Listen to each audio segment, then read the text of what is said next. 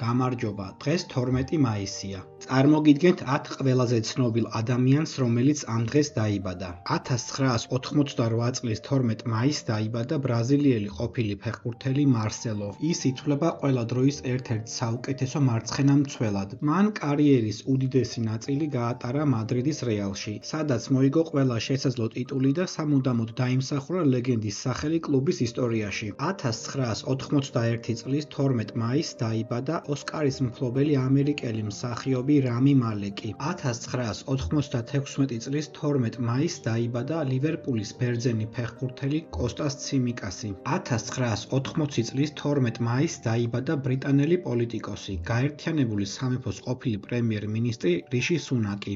ის გახდა პირველი ინდური წარმოშობის ჰინდუისტი და ყველაზე ახალგაზრდა პრემიერ-მინისტრი დიდი ბრიტანეთის ისტორიაში.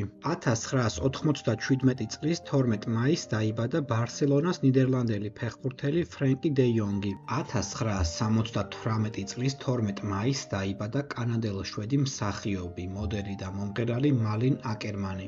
1998 წლის 12 მაისს დაიბადა ამერიკელი კალათბურთელი მო ბამბა. 1907 წლის 12 მაისს დაიბადა ამერიკელი მსახიობი კეტრინ ჰეპბერნი. მან 4-ჯერ მოიგო ოსკარი საუკეთესო მსახიობი ქალის კატეგორიაში, რაც რეკორდია.